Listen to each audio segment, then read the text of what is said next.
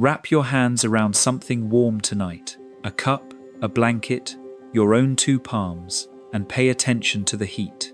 Your body is giving off about 100 watts right now, the glow of an old-fashioned light bulb, and it feels so ordinary that you have never once asked where that warmth actually comes from. But here is what nobody told you. Physics has one law it has never broken, not once in 200 years of looking. Energy cannot be created, not by any machine, any star, or any explosion.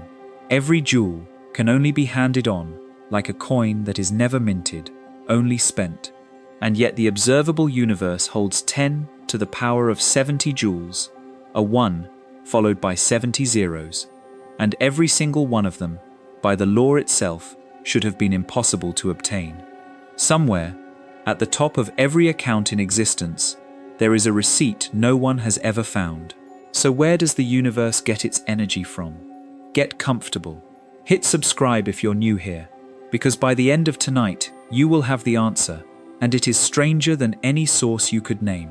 Now, let's slowly ease into this.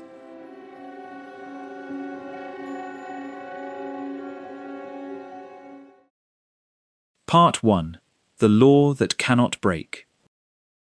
There is one law in physics that has never lost, not once, not in a laboratory, not in an engine room, not in a particle collider, not in the core of a star.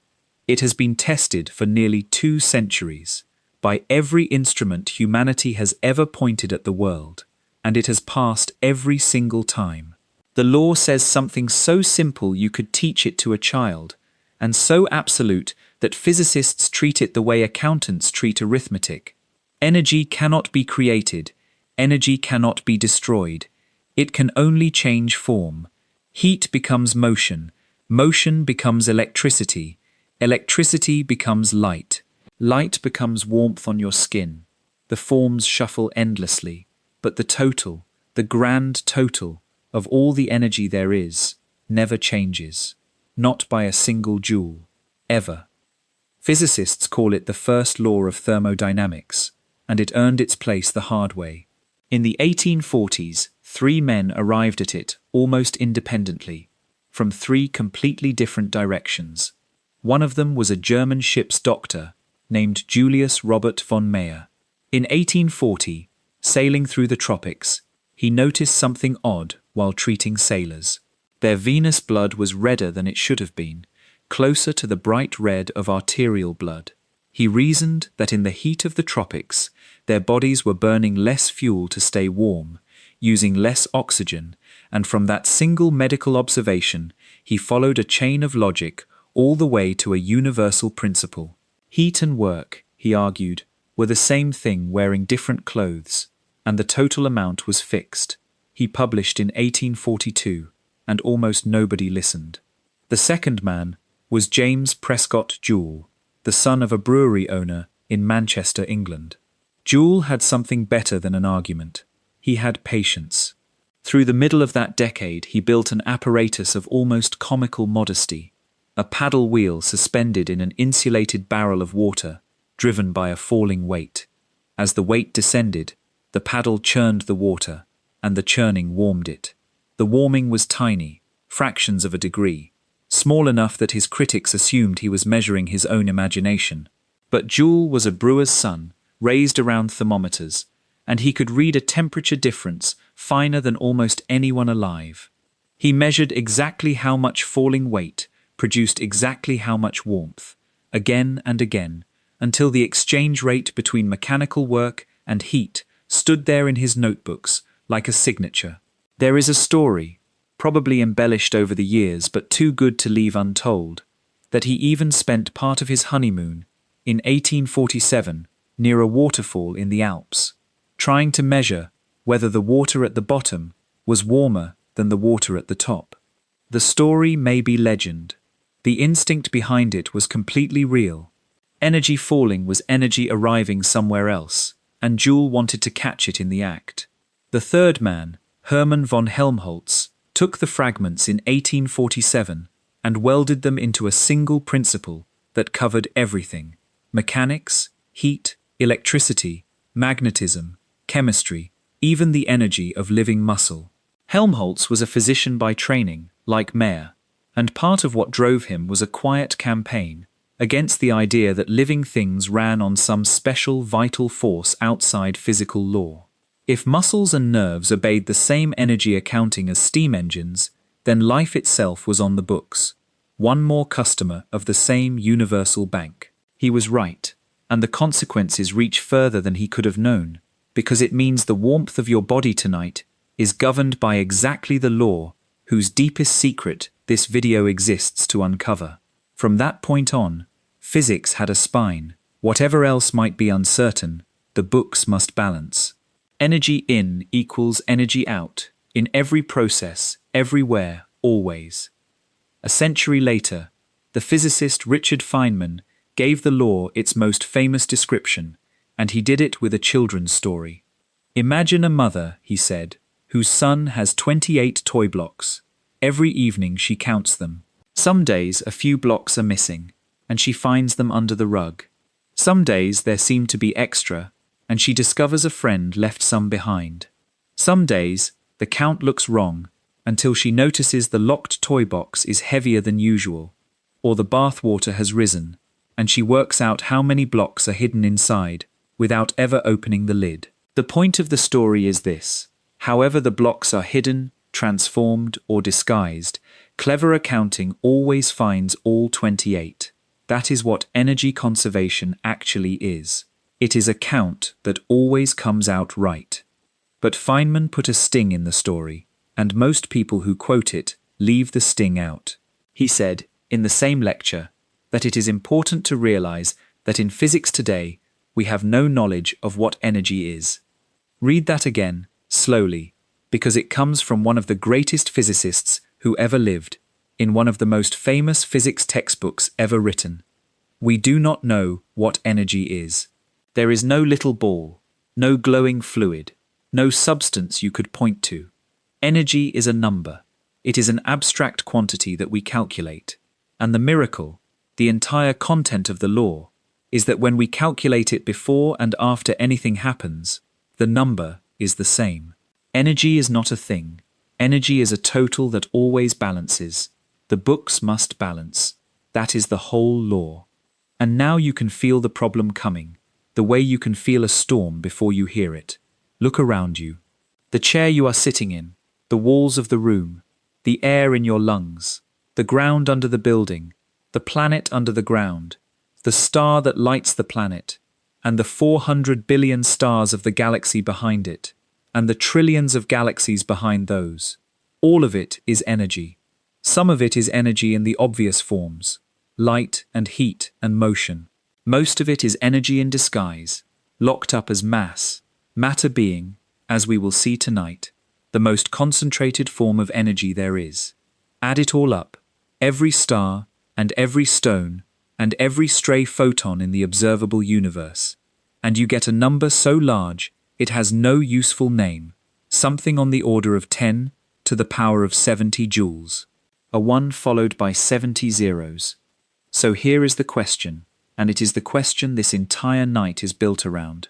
If energy cannot be created, not by any process, not by any machine, not by any star or any explosion, not once in 200 years of looking, then where did all of that come from? Where does the universe get its energy from? A law that forbids creation, sitting on top of a universe that plainly exists. Both of these things appear to be true, and they cannot both be true, and that contradiction is not a trick of words. It is one of the deepest open wounds in physics, and the people who study it professionally do not agree with each other about how it heals. I will tell you now, so that you can relax into the journey, that this question has an answer. It is not a trick, and it is not a mystery we will abandon at the door. By the end of tonight, you will know where the universe gets its energy from, and I will warn you in advance that the answer is stranger than any guess you are likely to make in the next few minutes. It is stranger than a source. It is stranger than a beginning, and when it finally arrives, it will change the way you feel about every warm thing you ever touch. But an answer like that cannot be handed over. It has to be earned, one link at a time. And the way to earn it is the way any good investigator earns anything. When detectives want the truth, they follow the money. Tonight, we follow the energy. We are going to take one single, ordinary joule of energy, something as humble as the warmth in a cup you might be holding right now. And we are going to trace the receipts backward. Where did that warmth come from? And where did that come from? And where did that come from?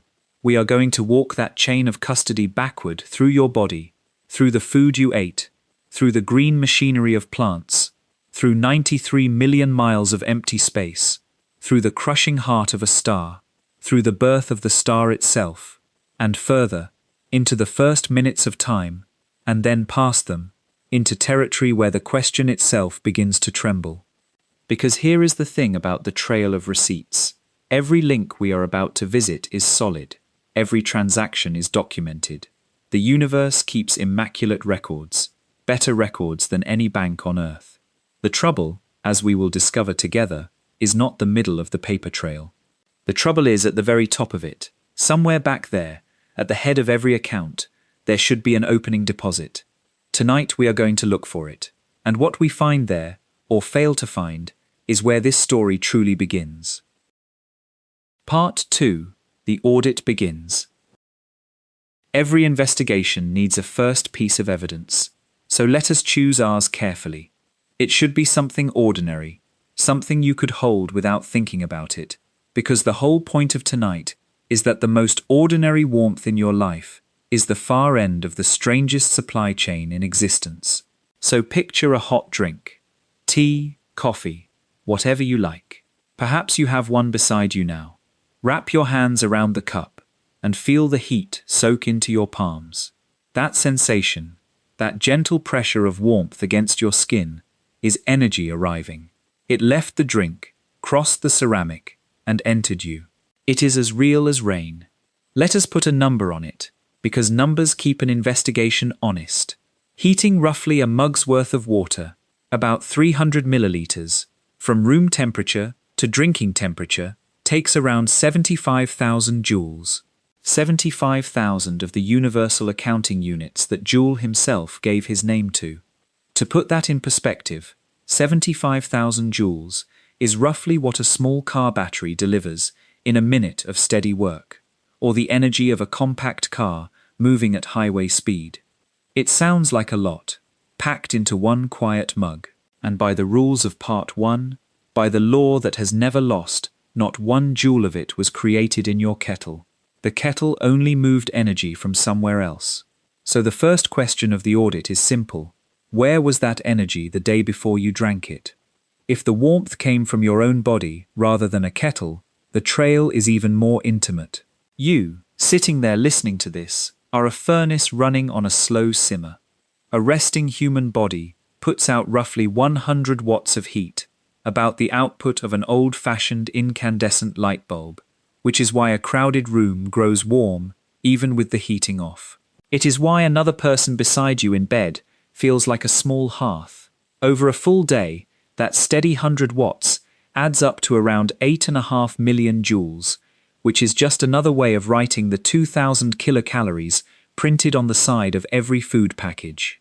It is a strange thing to realize that the nutritional label on a box of cereal is, underneath the branding, a physics document, a statement of how many joules of ancient energy you are about to take into custody.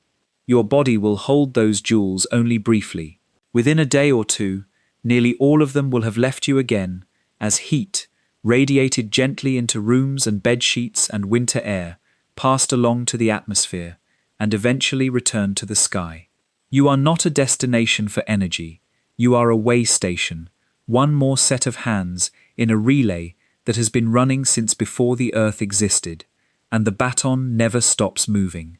Your warmth is purchased, continuously, and the currency is food. The energy in the cup came from the wall socket or the gas line, and we could follow that branch through power stations and fuel. But every industrial trail and every biological trail is going to converge on the same upstream supplier soon enough, so let us follow the older one. Let us follow the energy through you. The food you ate today was plants, or it was animals that ate plants, or animals that ate animals that ate plants. However many links the chain has, it bottoms out in something green. And a plant is a very particular kind of machine. A plant is a device for catching light. Inside every leaf, molecular machinery runs what may be the most important chemical reaction on Earth, photosynthesis, which takes in sunlight, water, and carbon dioxide, and uses the light's energy to weld carbon atoms together into sugars. The sugar is a battery. The energy of a captured photon is stored in the arrangement of its chemical bonds, and it will sit there patiently, sometimes for years, until something breaks the bonds and withdraws the deposit. When you eat, your body performs that withdrawal. The warmth of your skin right now is sunlight, cashed out after a delay. It is worth pausing on how modest this machinery is, because nature does not gild anything. A leaf captures only about 1 or 2% of the light energy that falls on it. 98 cents of every solar dollar bounce away or pass through or become waste heat on the leaf's surface.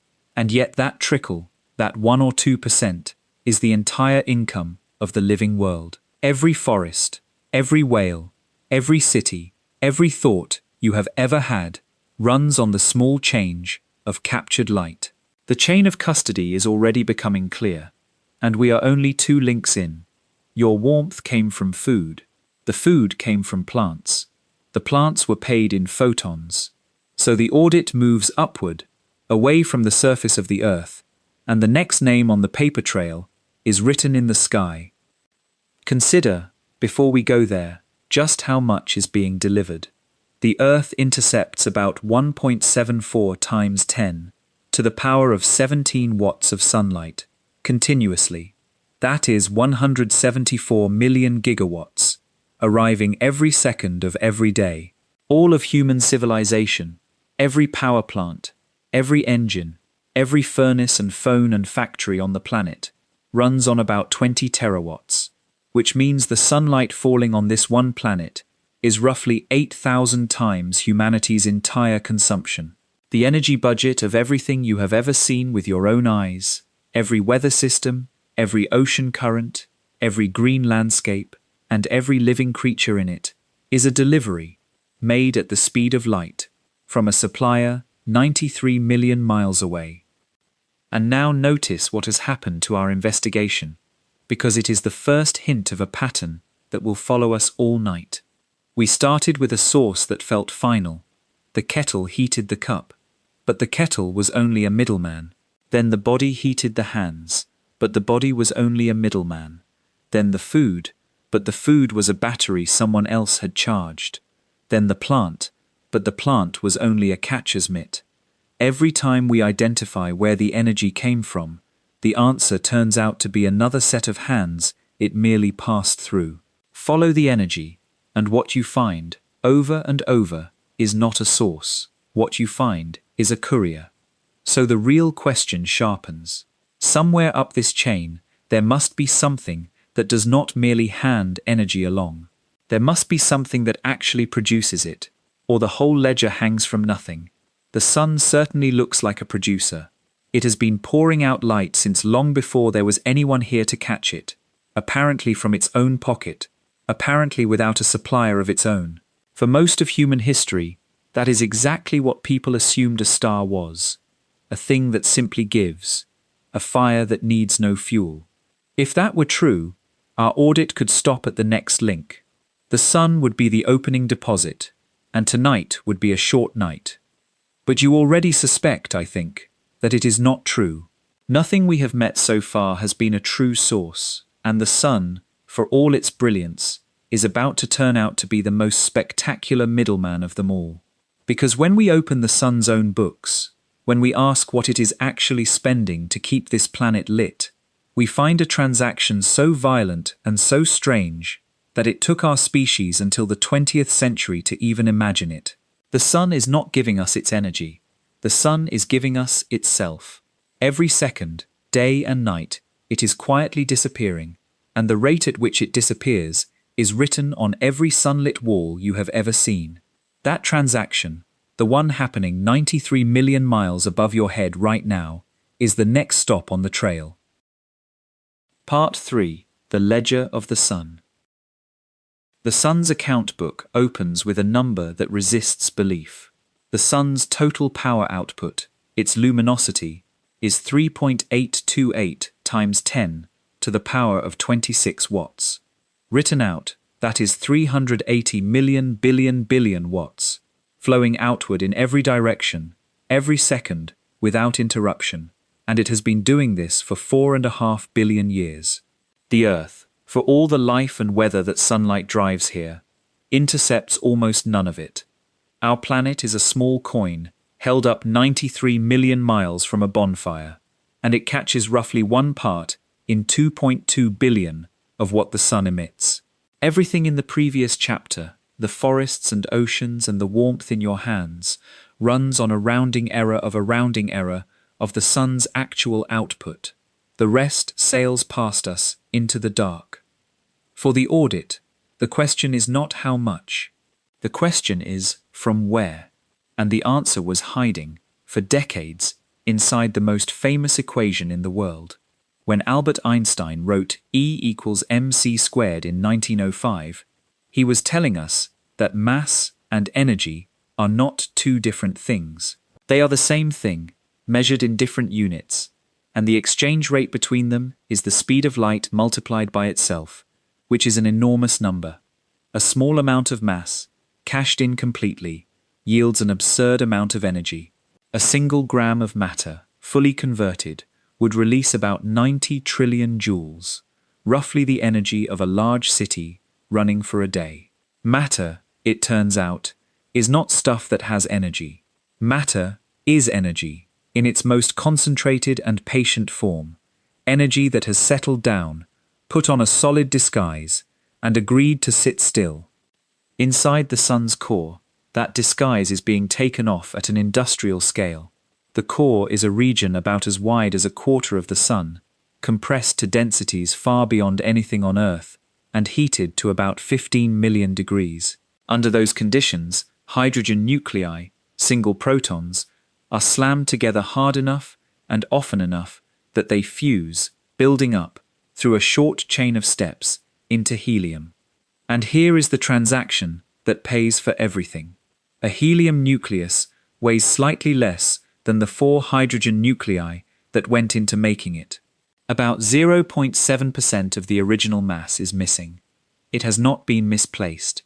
It has been converted, at Einstein's exchange rate, into energy, roughly 26.7 million electron volts, released for every single helium nucleus formed. The books must balance, and they do balance, but only if you count mass itself as an entry in the energy column. Now scale that single transaction up to the size of a star. To shine at 3.8 times 10 to the power of 26 watts, the sun fuses roughly 600 million tons of hydrogen every second. 600 million tons per second, converted into about 596 million tons of helium. The difference, around 4.3 million tons of mass, every single second, stops existing as matter and departs as light and neutrinos. 4 million tons is roughly the mass of 11 Empire State Buildings, or a good-sized mountain's worth of rock. The sun is throwing that overboard every second, and it has been doing so for 4.5 billion years, and it is so large that in all that time it has spent only a small fraction of 1% of itself. When sunlight warms your face, you are feeling the sun's own substance, cashed out and delivered. The sun is not giving you something it has, it is giving you something it is, and it can afford the extravagance for a long while yet. The sun holds about 2 times 10 to the power of 30 kilograms, 2,000 billion kilograms, which is roughly 333,000 Earths. Against a fortune like that, 4 million tons a second is the spending of a person so wealthy that emptying their pockets every second for billions of years barely dents the estate. When the sun finally exhausts the usable hydrogen in its core, some 5 billion years from now, it will have converted only a small fraction of 1% of its total mass into light. Nearly everything it ever was will still be there, just no longer arranged in a way that can burn. Even stars do not run out of energy. They run out of arrangement, a distinction that will matter enormously before this night is over. I want you to travel with one parcel of that energy, because the journey is stranger than the origin. Imagine you are a photon, a single packet of light, born this instant in the solar core. You are a gamma ray, ferociously energetic, and you are born moving at the speed of light, the fastest anything can move. By any reasonable guess, you should cross the sun and escape in about 2 seconds. But the material around you is so dense that you cannot travel even a centimeter before you are absorbed by a charged particle and spat out again in a random direction. Forward, sideways, backward. There is no memory and no plan. You are a drunkard, weaving between lampposts, and there are more lampposts than there are stars in the galaxy. Step by step, absorption by absorption, you random walk your way outward, and the walk takes so long that the numbers stop feeling like travel time. Depending on the details of the model, energy born in the core takes somewhere between 10,000 and 170,000 years to work its way to the surface. While you stagger through the plasma, outside, entire ice ages begin and end. Human languages are born, evolve, and vanish. The pyramids go from new to ancient, and you are still in there, being passed from particle to particle, your energy gradually shared and downgraded from one furious gamma ray into thousands of gentler packets of visible light. When you finally reach the surface, the star releases you, and the contrast is absurd. After 100,000 years of shuffling through a single star, you cross 93 million miles of open space in 8 minutes and 20 seconds, fall through an atmosphere in a fraction of a heartbeat, and end your journey as a spot of warmth on a kitchen table, or on the back of a sleeping cat, or in a leaf, where your energy is folded into a sugar and begins its slow walk toward becoming somebody's breakfast.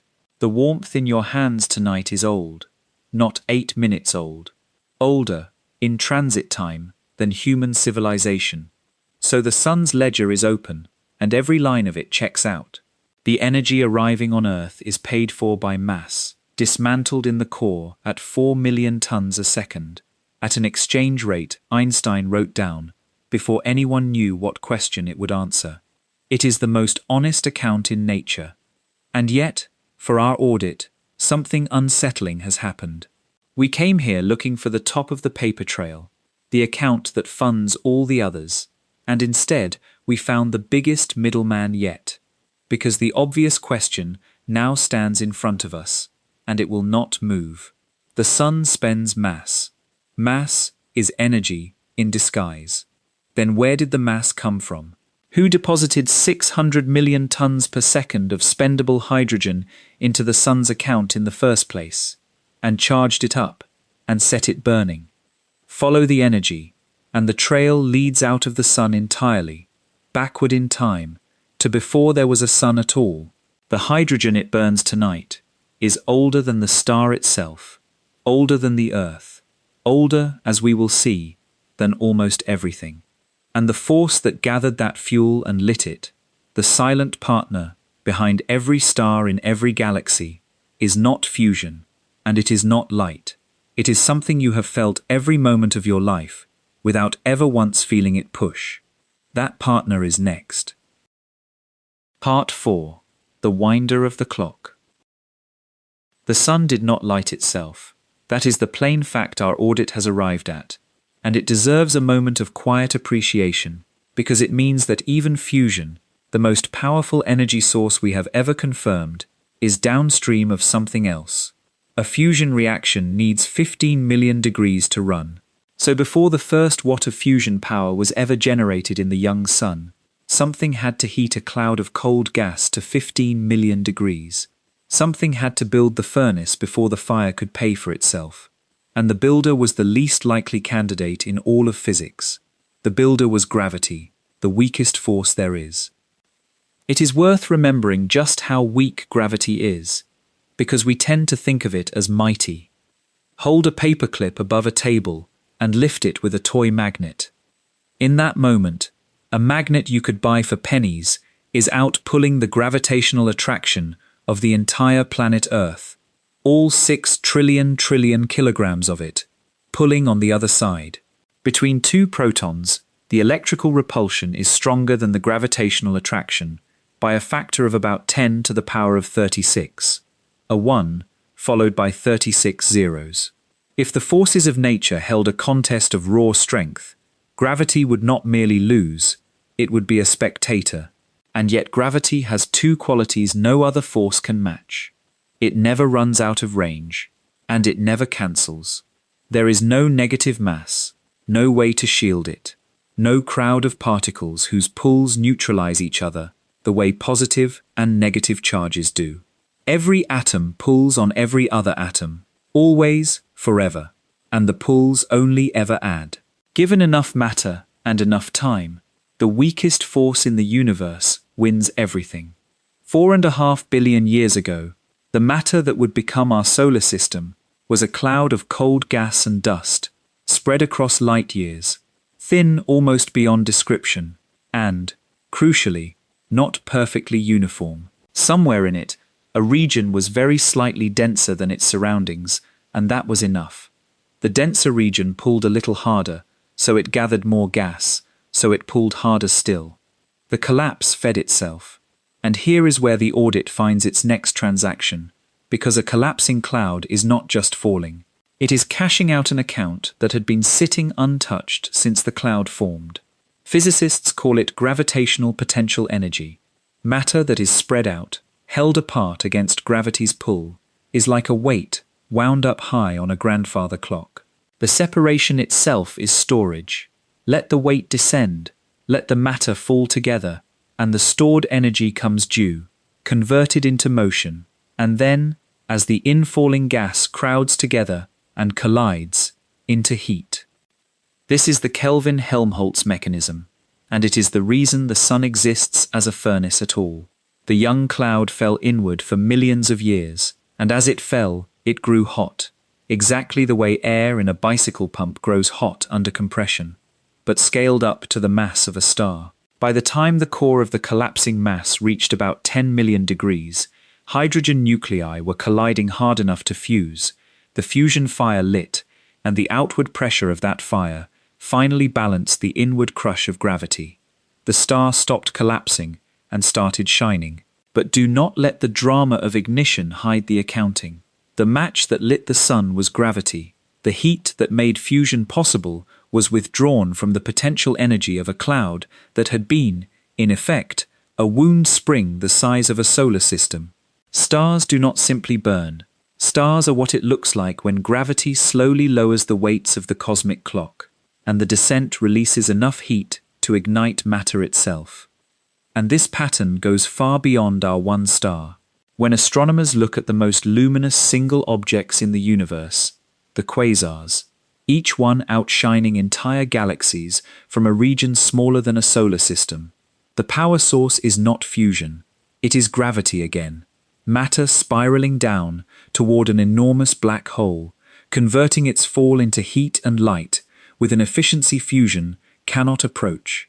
When galaxies form, when planets melt and differentiate, when moons flex and volcanic worlds glow, the energy being spent is, again and again, the energy of things falling together that were once held apart. Even the earth beneath you is still paying out on this account. Part of the heat that keeps our planet's core molten, that drives the slow drift of continents and the volcanoes along their seams, is primordial heat of formation, the leftover warmth of countless rocky bodies that fell together 4.5 billion years ago and have not finished cooling from the collision. When you stand near a hot spring or watch footage of lava meeting the sea, some of what you are watching is the last warmth of an ancient fall. Position converted to fire before there was any life here to see it happen. We have wondered before on this channel where the expansion of the universe finds its fuel, and tonight we are asking an even older question, but notice how the shape repeats. Behind the visible fires of the universe, there is almost always the same silent paymaster. Position itself, distance itself, the stored wealth of matter that has not yet fallen. So the audit climbs another link.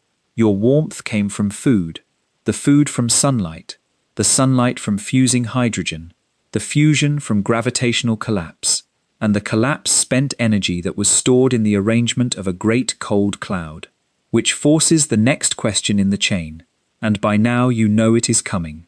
Where did the cloud get its stored energy? The answer is that the cloud's wealth was its spread, the simple condition of being thin and wide and high on gravity's staircase. The cloud was rich because its matter had never yet fallen anywhere, and that condition, that beginning position at the top of the stairs, was not created by the cloud. It was inherited. The gas was spread out because the entire universe began with its matter spread almost perfectly evenly, everywhere, a smoothness so extreme and so unlikely that it may be the single most valuable feature the cosmos has ever possessed. The uniformity of the early universe is the wound spring behind every star that has ever ignited. Gravity has spent 13.8 billion years cashing it in, cloud by cloud, star by star, and it is nowhere near finished. But an inheritance is not an explanation. It only moves the question back another generation, and the generations are running out, because we are now asking about the raw material itself. The hydrogen in that primordial cloud, the actual protons and electrons that would one day become the sun, and the earth, and the iron in your blood, and the drink cooling beside you. Where did the matter come from? The trail of receipts now leaves the era of stars entirely. To follow it, we have to go back before the first star ever formed, back through the dark ages of the cosmos, back to a time when the entire universe, everywhere at once, was hotter than the center of the sun.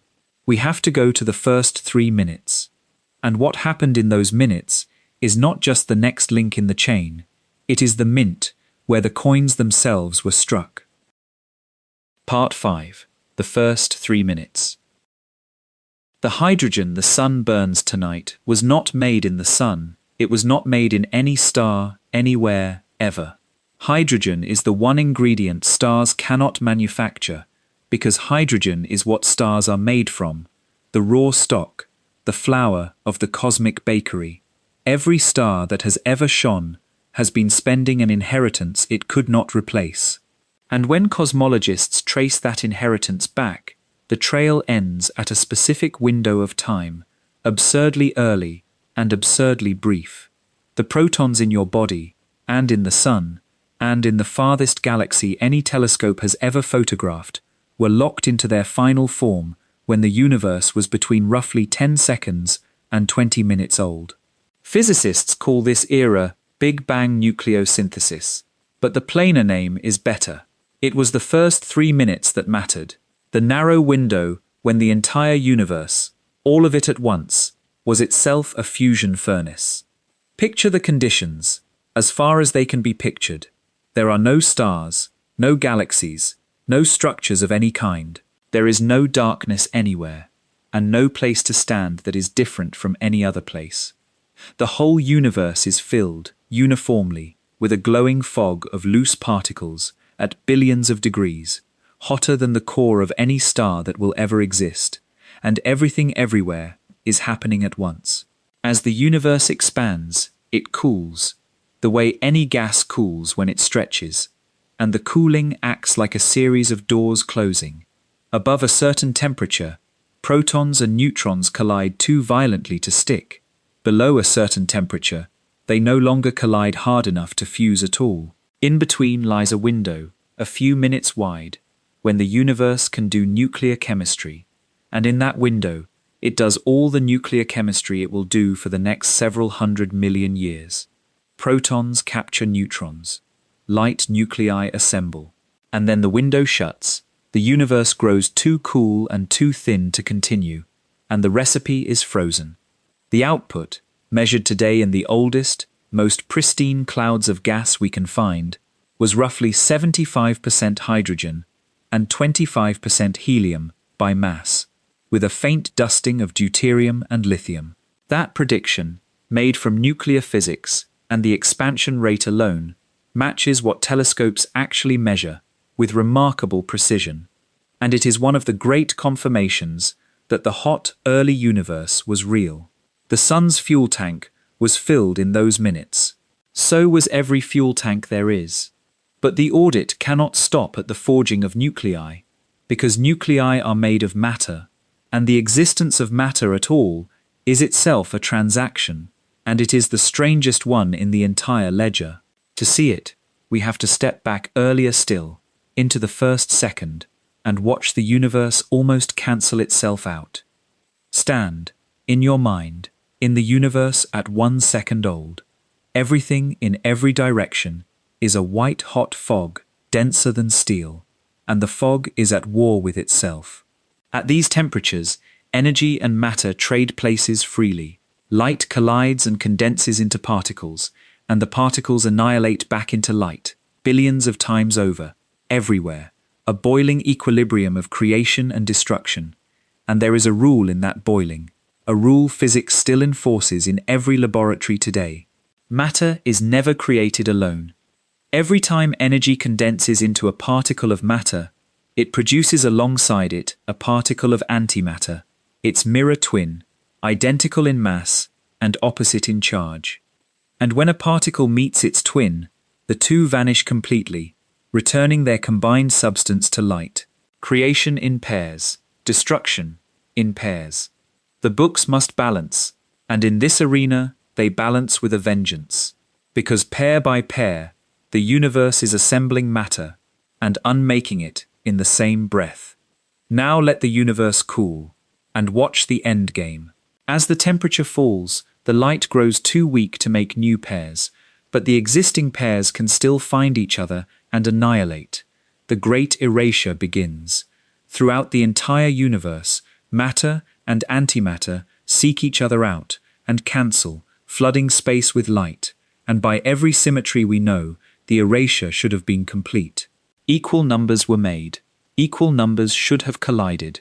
The universe should have ended its first second as pure radiation, a bath of light, containing not one single particle of leftover matter, no hydrogen, no stars, no planets, no one. That is the mathematically tidy outcome. That is what the rules, as we currently understand them, seem to demand. Stand inside the erasure for a moment longer, because nothing in the later universe will ever be so absolute. Everywhere you look, in every direction, annihilation flashes are going off, each one a pair of particles ending in light, and there are no exceptions being negotiated, no shelters, no corners of space where the rule is softer. The fog is unmaking itself with perfect thoroughness, converting nearly the entire material content of reality back into radiation in a slow, uniform burn that fills every point of the cosmos at once. If you could watch it with human eyes, you would not see an explosion, because it is happening evenly, everywhere. You would simply see the substance of the universe thinning, pair by pair, like a crowd dispersing, until a stadium built for billions stands nearly empty. It did not happen completely. That is the miracle, if the word is ever allowed in physics. For every billion pairs that met and vanished, one particle of matter, roughly speaking, found no partner. 1 in a billion. The measured leftover, what physicists call the baryon to photon ratio, is about 6 in 10 billion, a number they can read directly out of the afterglow of those very annihilations. Some tiny imbalance, some subtle asymmetry between matter and antimatter that nobody has fully identified, meant the mirror was not quite perfect. In 1967, the Soviet physicist Andrei Sakharov wrote down the 3 conditions any explanation must contain, and to this day, more than half a century later, no proposed mechanism has been confirmed. The honest status of the question is open. We do not know, in detail, why anything survived. But something did survive, and here is the part I would ask you to hold on to, gently, as you settle deeper into the night. The survivors are not an abstraction. The 1 in a billion particles that found no partner, the unmatched remainder of the Great Erasure, those are not somewhere else in the universe. Those are the universe. Every proton in every star, every atom in every world, every particle in the drink beside you, and in the hands holding it, is one of the unpaired survivors of that first second. You are not made of typical matter, because there is no typical matter. You are made of the rounding error. The universe, at 1 second old, wrote off itself almost entirely, and everything that has ever happened since, every galaxy, every sunrise, every sleeper, and every dream, has been conducted inside the almost. So the audit has now traced our joule of warmth back through 13.8 billion years, to a fog 1 second old, and the accounting is nearly complete on the matter side. The energy in your hands came from mass. The mass survived the annihilation. The survivors were forged into hydrogen in the first 3 minutes. But every one of those steps merely transformed something that already existed. The fog itself, that white-hot ocean of energy, filling the newborn universe from edge to edge, dense beyond imagining, everywhere at once. That is the account all the other accounts drain from. Where did the fog come from? What filled the universe with fire in the first place? For most of the 20th century, cosmology could only shrug at that question. It was simply the initial condition, the given, the way things started. But in the early 1980s, physicists found a candidate answer, a mechanism for the filling itself. And the moment we look at it closely, the moment we ask what that mechanism paid for the fire, the entire investigation changes character. Because at the next link, the paper trail does something no honest paper trail should ever do. Part 6. The moment the vault opened. The hot Big Bang is not the beginning of this story. That sentence surprises almost everyone who hears it for the first time, so let me say it again, carefully. The white-hot fog we visited in the last chapter, the ocean of energy that became matter, that became hydrogen, that became stars, that became you, is not, in the modern picture, the first scene. It is the second scene. The fog was itself a delivery, and the story of how it was delivered, worked out beginning in the early 1980s, is the closest thing modern cosmology has to an answer for where the universe's energy account was opened. It is called inflation, and its central event, the event that concerns our audit, is the single largest energy transaction in the history of existence. Here is the picture, assembled from the work of Alan Guth, who proposed inflation in 1981, and the theorists who refined it after him. In the first unimaginably small fraction of a second, before the fog, before matter, before any of the familiar contents of the universe existed, space itself went through an episode of expansion, so violent that the word expansion barely applies. In roughly 10 to the power of negative 32 seconds, a span of time as far below 1 second as 1 second is below 100 trillion times the age of the universe. Space stretched by a factor of at least 10 to the power of 26.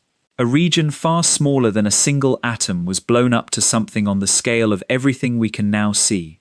Whatever the universe contained before that instant was diluted into irrelevance, spread so thin that effectively nothing remained, which presents an immediate puzzle. If inflation emptied the universe, scrubbed it cleaner than any vacuum ever produced in any laboratory, then why is the universe full? Where did the fog of the first second come from, with its billions of degrees and its 10 to the power of 70 joules? It helps to appreciate why physicists were driven to so radical a proposal in the first place, because inflation was not invented to answer our energy question. It was invented to explain two stubborn observations about the universe we actually live in. The first is its evenness. Opposite sides of the observable sky, regions separated by more than 90 billion trillion kilometers, sit at the same temperature to within 1 part in 100,000, despite the fact that in the standard picture they should never have been in contact, never had the chance to trade heat and settle their differences. The second is its flatness, the delicate balance of the cosmic expansion, poised for billions of years between collapse and dispersal, with a precision that looks, on its face, like a coin landing on its edge. A brief era of colossal stretching solves both at a stroke. Regions that once touched and had every chance to equalize were carried out of contact by the stretch, and whatever curvature space began with was flattened the way any wrinkle vanishes when the fabric is pulled hard enough. The energy story we care about tonight came along with the package, almost as a byproduct, and it is the strangest part of the package by far. The answer, in the inflationary picture, is that the universe during inflation was not empty in the way it appeared. It was empty the way a locked vault is empty. All of its wealth was in one place, held in a single entity physicists call the inflaton field, an invisible field filling every point of space, and the field's stored energy was what drove the expansion in the first place. Nothing shone because there was nothing to shine. No particle existed because the wealth had not yet been converted into particles. For that brief instant, the universe was the richest it has ever been and the emptiest it has ever been. At the same time, everything it would ever own locked up in a single silent account. And then the vault opened. Inflation ended, and the field released its grip, and its energy had to go somewhere, because energy always has to go somewhere. The field decayed, dumping its entire hoard, everywhere in the universe at once, into a flood of particles and radiation. Cosmologists call this event reheating, one of the great understatements in science, because what it names is the ignition of the hot Big Bang itself. The fog of the first second, the billions of degrees, the ocean of energy that would fight itself down to a 1 in a billion remainder and forge the hydrogen and light the stars. All of it is, in this picture, the contents of the inflaton's vault, cashed out in a single instant. Let yourself stand inside that instant, because there has never been another one like it. For one sliver of time, the universe is dark and cold beyond any winter, and swollen with invisible wealth. Space is stretching faster than light can chase it, and there is nothing to see it happen. No eye, no photon, no atom, nothing but the silent field and its potential energy, everywhere, holding everything back, like water behind a dam that fills the whole sky. And then, everywhere at once, the dam fails. In less than a trillionth of a second, every point in space lights up. The emptiest universe there has ever been becomes the fullest universe there will ever be, a sea of fire from horizon to horizon, and there are no bystanders, because the bystanders are only now being born, condensing out of the flood. Every particle that will ever exist, every quark that will ever sit inside a proton, inside a star, inside a galaxy, every electron that will ever run down a nerve in a human hand wrapped around a warm cup, is being minted in this one exhale. The universe is not receiving a delivery. The universe is the delivery. That is reheating. That is the moment the lights came on. And nothing since, no supernova, no colliding galaxy, no quasar, has ever been more than small change compared to it. When physicists tally the modern universe, the scale of that single deposit becomes clear. Everything you can see or touch, every star and planet and cloud of gas, all the ordinary matter there is, amounts to about 5% of the universe's current energy budget. Another 27% is dark matter, an unseen form of mass we detect only by its gravity. The remaining 68% is something stranger still, and it has an appointment with our story later tonight. But the point, for now, is simpler. All of it, every category on the books, traces back through the fog to the moment the vault opened. Reheating is the single deposit behind every account in the universe. Your warmth tonight is the interest on it. And so our audit, which began with a cup of tea, has reached the top of the visible paper trail in a handful of chapters. Warmth from food, food from sunlight, sunlight from mass, mass from the surviving fog, the fog from the inflaton's vault. It is one unbroken chain of custody, 13.8 billion years long, and every link in it is a transformation, energy changing hands and changing clothes, exactly as the first law demands. You might feel, at this point, that we have nearly answered the question of the night. We have found the great deposit. Surely all that remains is to ask where the inflaton field got its energy, and that will be the source, and we can rest. But be careful, because this is precisely where the investigation turns strange. Physicists use a peculiar phrase for what inflation did, a phrase that sounds like a joke and is meant almost literally. They call the universe the ultimate free lunch. Hold that phrase for now. Do not examine it yet. Just notice how wrong it sounds, how much it grates against everything we have established tonight, every balanced book, every honest transaction, every law that has never lost. A free lunch is exactly what the first law forbids, and yet the people who understand inflation best reach for those exact words.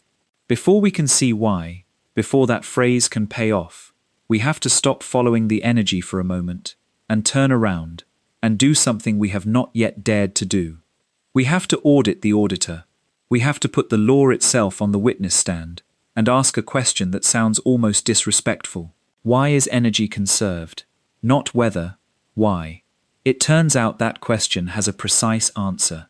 It was found more than a century ago by a person most people have never heard of, and it contains a condition, a single quiet assumption, that the universe as a whole does not meet. Part 7. The Woman Who Read the Fine Print. Let us pause at the midpoint of the night and stack the pieces we have gathered, slowly, so that anyone drifting can settle back into the story. We began with a law, the conservation of energy, tested for 2 centuries and never once broken. We took 1 joule of ordinary warmth and followed its receipts backward. The warmth came from food, the food from captured sunlight, the sunlight from the sun converting 4 million tons of its own mass into light every second. The mass was hydrogen, forged in the universe's first 3 minutes from the 1 in a billion particles that survived the Great Annihilation, and the energy behind all of it, the white-hot fog of the first second, was the contents of a single volt, the inflaton field, cashed out in the event called reheating, the largest transaction that has ever occurred. 1 chain, no gaps. Every link a transformation, never a creation, exactly as the law demands. And at the top of the chain sits 1 remaining question, where the vault's own wealth came from, and 1 strange phrase left unexamined, the ultimate free lunch. Before we can open the vault's history, we need to understand the law we have been leaning on all night, because so far we have treated it the way most of us were taught to treat it, as a brute fact, a rule the universe simply has. But rules do not float free. In 1915, the question of why energy is conserved landed, with real urgency, on the desk of one of the most remarkable minds of the 20th century, and the answer she found is, by wide agreement among physicists, one of the most beautiful results in all of science. Her name was Emmy Noether. The circumstances were these. Albert Einstein had just completed general relativity, his new theory of gravity, in which space and time themselves bend and flow. It was a triumph, but it had a wound. When the great Göttingen mathematicians David Hilbert and Felix Klein worked through the theory's accounting, they could not get energy conservation to come out cleanly. In a theory where the stage itself moves, where space and time are actors rather than scenery, the familiar bookkeeping seemed to slip through their fingers. 2 of the most powerful mathematicians in the world were stuck, and they handed the problem to a colleague they knew could see deeper into symmetry than anyone alive. A 33-year-old woman the university refused to officially employ. It is worth sitting for a moment with who Emmy Noether was and what she was up against. She was, by every account of every mathematician who worked beside her, a genius of the first order. She was also a woman in Germany in the 1910s, and so Göttingen, the mathematical capital of the world, would not give her a paid position.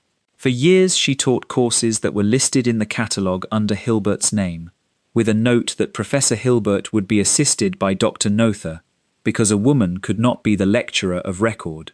She worked without salary, sustained by family support, and by the sheer unwillingness to stop. When Hilbert fought the faculty senate to have her appointed properly, and the senate objected that soldiers returning from the war should not find themselves learning at the feet of a woman, Hilbert's reply became famous. He did not see, he said, why the sex of the candidate was an argument. This was a university, he said, not a bathhouse. He lost the vote. She kept working anyway, unpaid, under another man's name, on the hardest problems in the world. That is the person the energy problem was handed to. She solved the problem Hilbert and Klein could not solve. That should be recorded plainly, without decoration, the way she would have preferred. The energy accounting of general relativity, the puzzle that had defeated the two most formidable mathematicians in Europe, yielded to her within the year.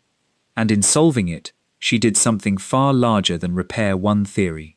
She found the reason conservation laws exist at all, in any theory, past or future. Her colleagues understood immediately what they were looking at. Einstein wrote to Hilbert of his astonishment at the penetrating depth of her thinking, and generations of physicists since have ranked her theorem alongside the great pillars of the subject, taught now in every serious physics curriculum on Earth, usually to students who have never once heard the story of the person who proved it. In 1918, she published the result now called Noether's theorem, and what it says is this: every conservation law in physics is the shadow of a symmetry. The two are not merely related, they are the same fact, viewed from different angles. If the laws of physics are the same in every location, if an experiment behaves identically here and a mile away, then momentum is conserved, automatically, necessarily. If the laws are the same in every direction, angular momentum is conserved, and the one that concerns us tonight. If the laws of physics are the same at every moment of time, if an experiment run today and the identical experiment run tomorrow obey the very same rules, then energy is conserved. Energy conservation is not a freestanding decree. It is the direct consequence, the logical shadow, of time itself being uniform, of the stage holding still from one moment to the next. Physicists call that condition time translation symmetry. Where it holds, energy conservation cannot fail, and where it does not hold, nothing guarantees the books at all. Read the fine print with me, because everything tonight now turns on it. The law that has never lost, the law of Joule's paddle wheel and Feynman's 28 blocks, comes with a condition of validity, like a warranty that is only honored under normal operating conditions. The condition is a background that does not change, a stage that holds still. Every laboratory that has ever tested energy conservation sits on such a stage. The Earth today and the Earth tomorrow are, for a tabletop experiment's purposes, the same place with the same rules, which is why the law passes every test we throw at it, and why it will pass every test we ever throw at it down here. But now lift your eyes from the tabletop. The universe, taken as a whole, is not a stage that holds still. It is expanding. Space itself, the distance between things, is stretching, has been stretching for 13.8 billion years, and was stretching unimaginably fast during the very era of inflation where our audit's trail went cold. The universe tomorrow is not the same arena as the universe today. On the largest scale there is, the single quiet assumption underneath the conservation of energy is simply not true. Noether died in 1935, in exile. The Nazi government had expelled her from Göttingen in 1933 for being Jewish, and she spent her final 2 years teaching at a small women's college in Pennsylvania, by all accounts with the same generosity and force she had always had. When she died suddenly after surgery, Einstein wrote a letter to the New York Times, calling her the most significant creative mathematical genius produced since the higher education of women began. The woman who was refused a salary had found something underneath the laws of physics, a reason for rules that everyone else had simply obeyed. And her theorem, applied honestly to the expanding universe, delivers the most quietly shocking sentence of this entire night. The sentence the next chapter will spend itself proving to you, with real observations. On the scale of the cosmos, energy is not conserved, not approximately, not with a small correction. The guarantee is void, because the condition it depended on fails. And once you know that, you have to ask the question that changes the investigation completely. If the universe's books are not actually protected, has anyone caught them failing to balance, out there, in the real sky? The answer is yes, twice, in opposite directions, and you have one of the pieces of evidence in your house right now. Part 8. The books that do not balance. The oldest light in the universe is still arriving. That is the first piece of evidence, and it is worth savoring how strange it is before we ask what it proves. About 380,000 years after the beginning, the universe cooled enough for the fog of loose particles to clear. Electrons settled into orbit around nuclei, forming the first true atoms, and light, which had been trapped in the fog like headlights in a blizzard, was suddenly free. That released light has been traveling ever since, from every direction, and it fills the sky today as the cosmic microwave background, the baby picture of the cosmos. We have walked beside one of these ancient photons before on this channel, and traced its long biography. Tonight we are interested in something more pointed. Tonight we are interested in its wallet. Follow one of those photons, just one, from the moment of its release. It sets out when the universe is 380,000 years old, and it sets out respectable, carrying the energy of light from something at about 3,000 degrees, the orange glow of a candle flame, of molten metal cooling in a foundry. Nothing will ever absorb it, nothing will ever collide with it.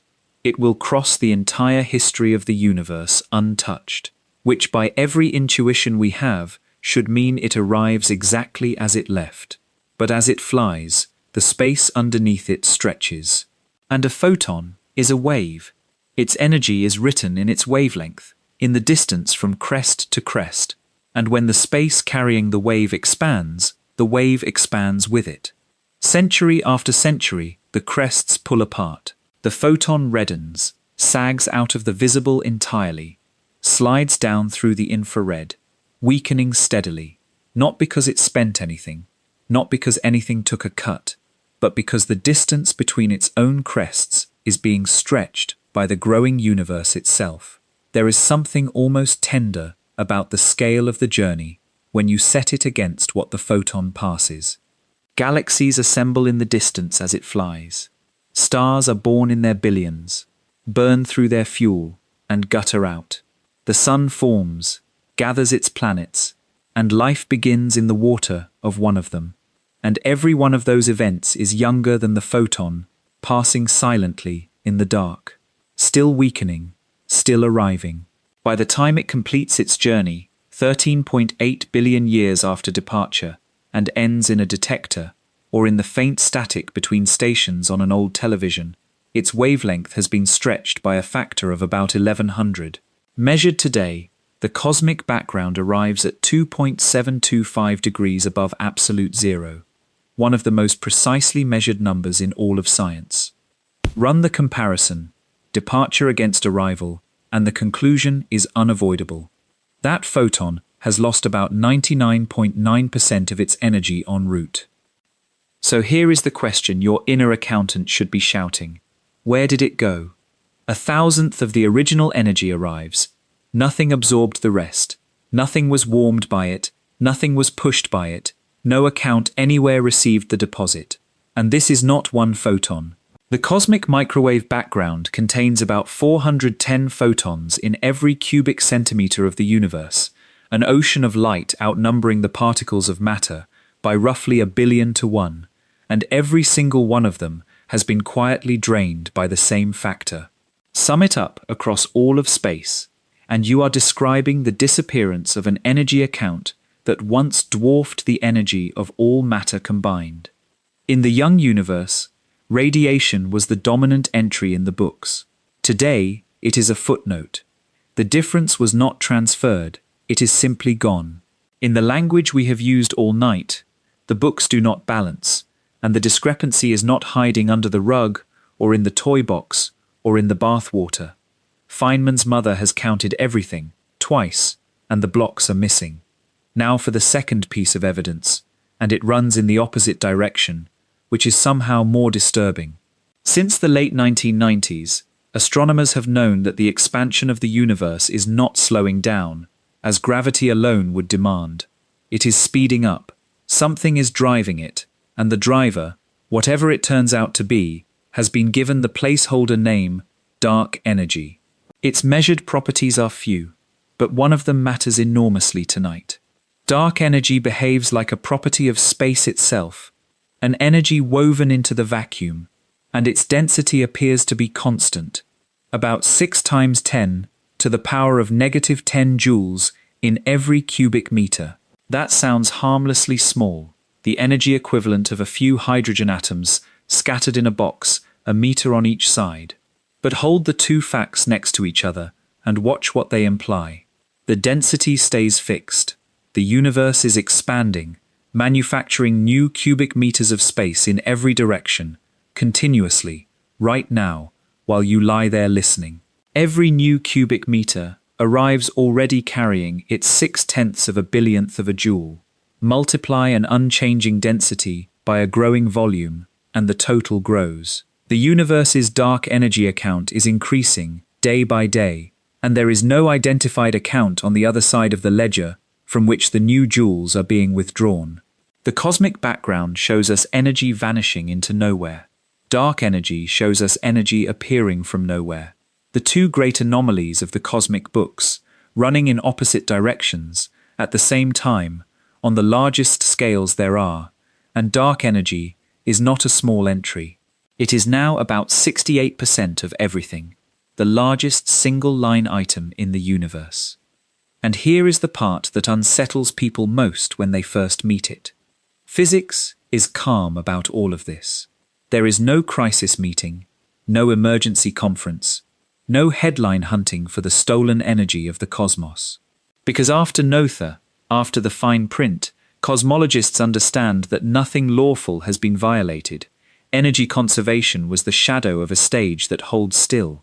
The universe's stage does not hold still, and so, on cosmic scales, the shadow simply is not there. General relativity still enforces immaculate local bookkeeping.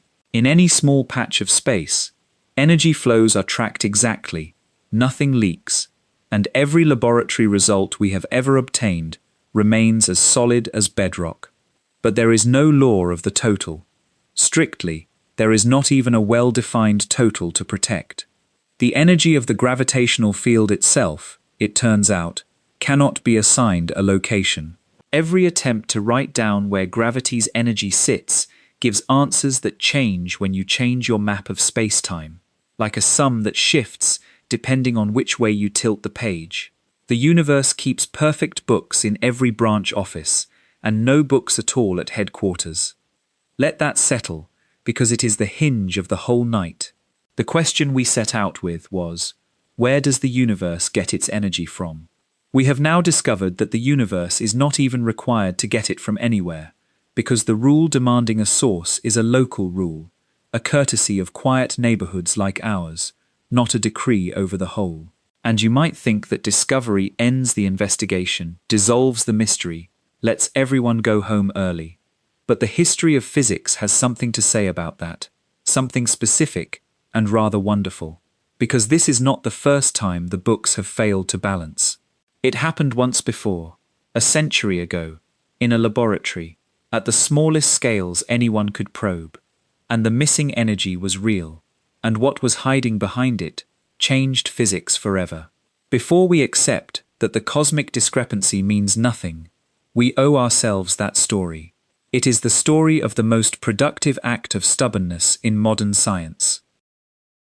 Part 9. The last time the books failed. In the late 1920s, energy went missing in laboratories all over the world, and physics quietly began to panic. The scene of the crime was radioactivity, specifically the process called beta decay, in which an unstable atomic nucleus transforms and spits out an electron. By the rules of energy conservation, the arithmetic of such a decay is fixed in advance.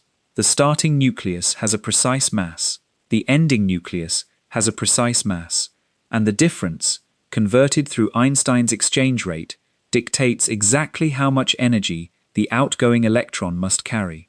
Every decay of a given type should produce electrons of one exact energy, like a vending machine dispensing one exact product. That was the prediction, and it was not a loose prediction. It followed directly from the law that had never lost. The measurements said otherwise. The outgoing electrons emerged with a whole range of energies, almost all of them too low, as if the vending machine were shortchanging its customers by a different amount every time. Energy was leaving the scene of every decay, and no instrument could find where it went. The experiments were repeated, refined, doubted, and repeated again, and the discrepancy would not go away. The books did not balance, at the level of individual atoms, in controlled laboratories, under the best instruments of the age, and the situation grew serious enough that Niels Bohr himself, one of the founding architects of quantum theory and among the most respected physicists alive, was prepared to consider the unthinkable. Perhaps, Bohr suggested, energy conservation simply fails at the atomic scale.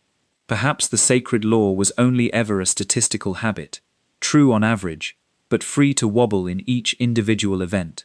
One of the greatest physicists in the world stood ready to let the first law die, quietly, in the small print of the nucleus. One man refused, and the way he refused tells you everything about what conservation laws mean to physics. Wolfgang Pauli was brilliant, notoriously sharp-tongued, and constitutionally incapable of letting sloppiness pass. And in December of 1930, he wrote a letter, one of the most famous letters in the history of science, addressed to a conference of nuclear physicists in Tübingen that he could not attend in person. It opens with a greeting that has charmed physicists for nearly a century. Dear radioactive ladies and gentlemen, what follows the greeting is a proposal Pauli himself could barely stand behind. He called it a desperate remedy. Rather than surrender energy conservation, he suggested that beta decay produces a second particle alongside the electron, a particle nobody had ever seen. It would be electrically neutral, invisible to every detector of the era, almost massless, and it would slip out of the laboratory, carrying precisely the missing energy, leaving the books balanced and the accountants none the wiser. He was, in effect, proposing an invisible thief who was also, simultaneously, the proof that nothing had been stolen. Pauli understood exactly how outrageous this was. He reportedly lamented to a colleague that he had done a terrible thing, that he had postulated a particle that could not be detected, which, he said, was something no theorist should ever do. He apologized inside the letter itself, and he closed by urging the assembled radioactive people to examine and judge. Sit with the wager Pauli was making, because it is one of the purest expressions of faith in bookkeeping our species has produced. On one side, a respected consensus forming around Bohr, ready to bend the law and move on. On the other, one man insisting that the arithmetic must hold, and that if the numbers fail, the failure itself is a measurement, an arrow pointing at something real that nobody can see. For 26 years, the question hung open, and the invisible particle, which the physicist Enrico Fermi playfully named the neutrino, the little neutral one, remained exactly what Pauli feared, a bookkeeping ghost, a fudge factor with a charming name. During those 26 years, the idea survived on almost nothing. In 1934, Enrico Fermi built the ghost into a full mathematical theory of beta decay, so elegant and so successful that the particle became difficult to disbelieve, even though it remained impossible to observe. The journal Nature, famously, had rejected Fermi's paper for containing speculations too remote from reality. Meanwhile, the calculated properties of the neutrino only deepened the gloom about ever catching one. A neutrino could pass through light years of solid lead, the estimates said, with only a modest chance of hitting anything at all. A particle like that is not merely hard to detect. It is a challenge aimed directly at the boundary between physics and philosophy, a thing that exists, if it exists, almost entirely outside the reach of evidence.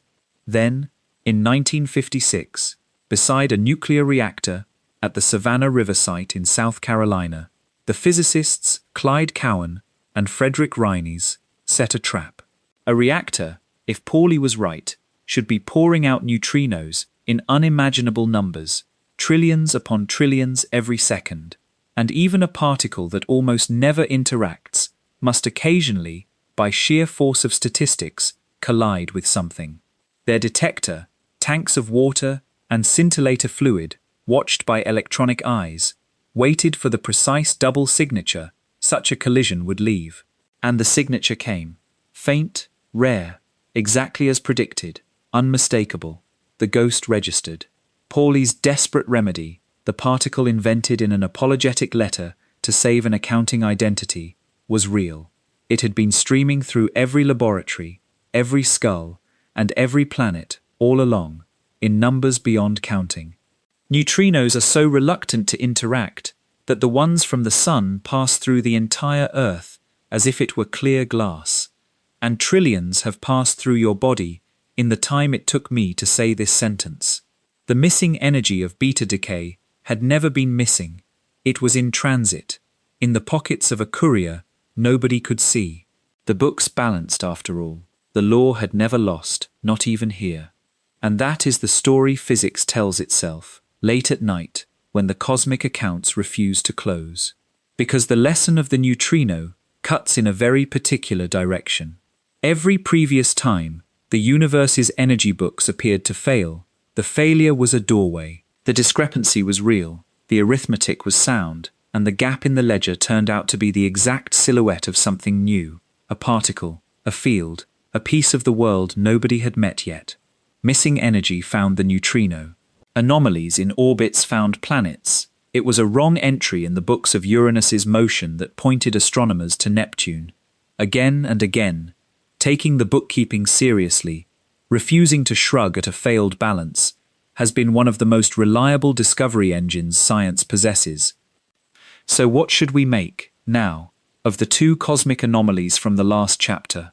The background light quietly drained of 99.9% of its energy, and dark energy's account swelling with unsourced deposits, 68% of everything and growing.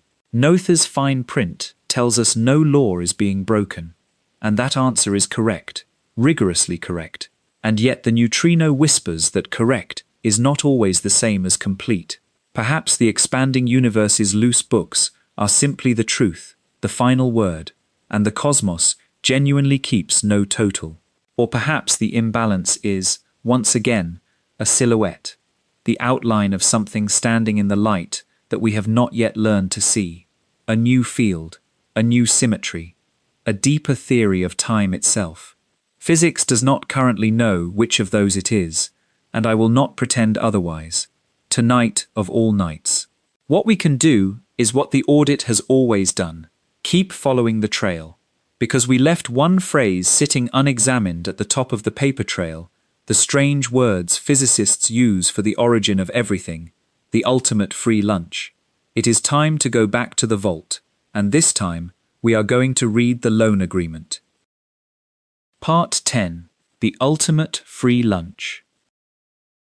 There is a kind of energy that is less than nothing, and you have been generating it your entire life without noticing. This is the missing idea, the one piece of the puzzle we have not yet put on the table, and once it is in place, the strange phrase from the vault, the ultimate free lunch, stops being a joke and becomes a mechanism. So let us build the idea slowly, with your hands, the way it deserves. Imagine lifting a stone from the ground to a high shelf. You do work against gravity, you spend energy from your breakfast, and by the first law, that energy cannot vanish. Where is it? It is stored in the arrangement, in the simple fact of the stone being high rather than low. And if you nudge the stone off the shelf, the account pays out. The stored energy converts to motion, and the fall returns what the lift deposited. Physicists call it gravitational potential energy, and we met it in the collapsing cloud that lit the sun. But now follow the accounting one step further than we did before, because this is where it turns strange. If lifting the stone adds energy to the stone and earth system, and we agree to call the energy of the stone and the earth resting together zero, then before the lift, when the stone sat on the ground, the gravitational account must have stood below zero. Bound things, things that have already fallen together, sit in energy debt. Their account is negative, and the tighter the binding, the deeper the debt, because you would need to pay in ever more energy to pull them apart again to a neutral distance. If the idea of energy below zero feels slippery, try it with a homelier picture. Think of two magnets snapped together on a refrigerator door. To pull them apart, you must spend real effort, real energy from your muscles, and only when they are separated do they sit at what we could call even. Stuck together, they are in the hole, below even, and the proof is the price of separation. Gravity binds the same way, just without the click. The Earth and the Moon are stuck together across 250,000 miles of vacuum. The Sun and its planets are stuck together. Every galaxy is a heap of hundreds of billions of stars all stuck to one another, and prying any of it apart would cost energy that nobody has paid. All of that stuckness is negative energy, real as the magnet's grip, sitting in the cosmic accounts with a minus sign in front of it. This is not wordplay or a bookkeeping convention chosen for convenience. The negative sign has physical teeth. When a cloud collapses into a star, the fall releases real heat, precisely because the gravitational account is being driven negative. The light you see is the interest paid on a deepening debt. Gravity, everywhere and always, is the force that runs its side of the ledger in the red. Now hold that idea and look at the whole universe. Every galaxy pulls on every other galaxy. Every particle of matter is gravitationally bound, loosely or tightly, to everything else. Which means that alongside the enormous positive account we have spent all night following, the 10 to the power of 70 joules of mass and light and motion, there exists a second account, cosmic in scale, and negative. The gravitational binding of everything to everything is a debt entry of almost inconceivable size, sitting quietly underneath the visible wealth of the cosmos. And when physicists first attempted the estimate, adding the great positive account of all matter and radiation to the great negative account of all gravity, working through the arithmetic honestly, the result that came back was one of the strangest in the history of the subject. The two accounts appear to be close to the same size. The credits and the debts, each individually beyond all imagining, come close to cancelling. The grand total, the number our entire investigation has been chasing, the net worth of the universe itself, may be at or near zero. Zero. Hold the number gently, because everything tonight has been leading to it, and the next chapter will decide what it truly means. First, though, let it unlock the vault, because with negative energy on the table, we can finally read the loan agreement behind inflation, and see how a universe can be filled without anything paying in the ordinary sense. Recall the setup. During inflation, space is expanding at a rate beyond any comparison, and it is filled with the inflaton field, whose defining property is that its energy density stays essentially constant while space stretches. Now watch the two accounts move together. Every new region of space arrives filled with field, so the positive account, the total energy held in the inflaton, grows and grows, doubling and doubling again, dozens of times over in that sliver of a second, swelling toward the wealth that will one day become every star. By the old intuition, this is flagrant counterfeiting, energy pouring in from nowhere. But the gravitational account is moving too. As the positive energy multiplies, the negative energy of gravitation deepens in step, dollar for dollar, debt for credit, and the two columns grow together like a mirror and its reflection. The vault fills, and the debt deepens, and the total, the sum that Noether told us nothing protects anyway, stays fixed near zero from beginning to end. Nothing was counterfeited, because in the only sense that survives on cosmic scales, nothing net was ever acquired. When Alan Guth surveyed this arrangement, he reached for the phrase that has followed inflation ever since. It is often said, he wrote, that there is no such thing as a free lunch. But the universe, it appears, is the ultimate free lunch. The lunch is real, the table is groaning under it, and the bill sums to nothing, because gravity co-signed a debt exactly as large as the feast. I want to give you a picture to hold, because the abstraction deserves a landscape. Imagine standing on a plain that stretches flat to the horizon in every direction, perfectly level, elevation zero everywhere, nothing above it, and nothing below. The plain is the state before everything. No hills, no wealth, no structure, and its total elevation, so to speak, is nothing at all. Now you take a spade, and you begin to dig. You lift soil from the ground, and pile it beside the hole, spadeful by spadeful. A mound rises, a hollow deepens. Work continues, ages of it, and the mound grows into a hill, and the hill into a mountain, terraced and intricate. And in your mind let the mountain be everything that exists, every galaxy a ridge, every star a stone, every living thing a fleck of dust on one particular ledge, warm in the light. It is all real. You can climb it, and beside it, always exactly beside it, lies the hole, sunk exactly as far down as the mountain rises high. Gravity's negative account, rendered in earth and shadow. Now walk back, far enough to see the whole scene at once, and do the survey. Mountain and hole together, measured against the original plane. The total elevation of the landscape is what it always was. Zero.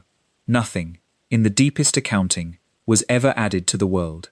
What happened instead is that nothing was rearranged, sculpted into a towering something and a matching absence, and every joule of warmth you have ever felt is sunlight on the slopes of the mountain that came out of the hole.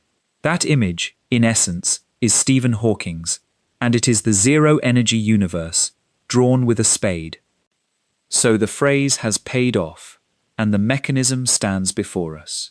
Inflation is how you fill a universe when the books must balance, and the balance is zero. You let the positive and negative accounts inflate together, mirror twins, and reheating then converts the positive column into fire and particles, and, eventually, tea.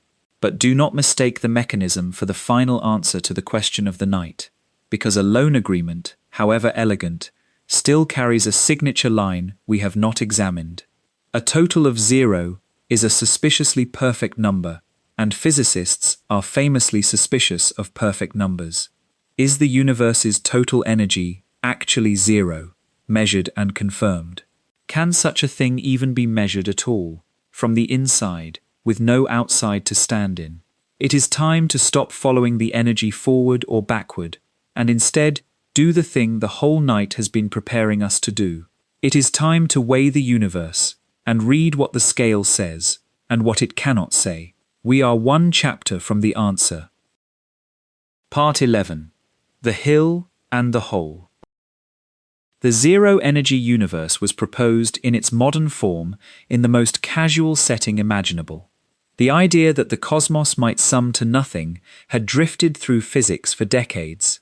In conversations and asides, there is even a story of a Manhattan Project-era physicist, George Gamow, recounting how he mentioned the possibility to Einstein while crossing a street in Princeton, and Einstein stopped walking so abruptly, mid-crossing, that cars had to brake around them. But the person who committed the idea to print and pushed it to its logical end was a young assistant professor at Columbia University named Edward Tryon.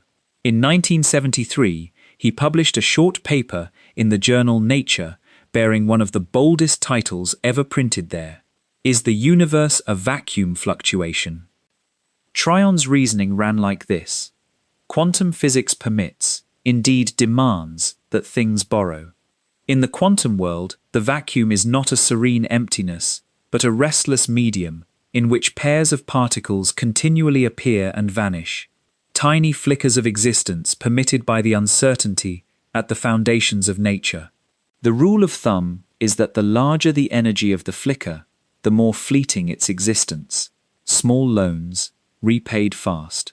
On that logic, a universe, with its 10 to the power of 70 joules, should be the least likely fluctuation imaginable, permitted to exist for essentially no time at all, unless the net energy of the universe is zero. If the positive account of matter and the negative account of gravity truly cancel, then the lone amount is nothing, and a fluctuation of zero net energy is under no obligation to be brief. It could, in principle, persist. It could last 13.8 billion years and counting. It could contain autumn evenings and radio telescopes and someone listening to a voice describe its origin in the dark. Tryon closed his paper with a sentence physicists have been quoting for half a century, offering his proposal, as he put it, simply that our universe is one of those things which happen from time to time. It is worth pausing on the tone of that sentence, because tone, in physics, is sometimes a measurement of its own. Tryon was not being flippant. He was reporting, accurately, what the equations permitted, and letting the shock live in the understatement. If the totals truly cancel, then the coming into being of everything, the single event religions and philosophies have organized themselves around for all of recorded history, may belong to the same broad category as the flickers in the vacuum, distinguished from them not by cost, but by the accident of persistence. The most consequential event there has ever been, reclassified as one of those things which happen. Physicists have argued about the proposal's details ever since, and legitimately so, but the paper's central provocation has never been put back in its box. Now, a claim that beautiful deserves a hard question, and here is the hardest one. Is it true? Is the total actually zero? Can we check? This is where the story becomes more careful, and I want to walk you through it honestly, because the honest version is stranger and better than the slogan. There are, broadly, three positions physicists take on the total energy of the universe, and the remarkable thing, as we will see, is where they converge. The first position says the total is zero, exactly, and provably so, and its argument comes from the underlying structure of general relativity itself.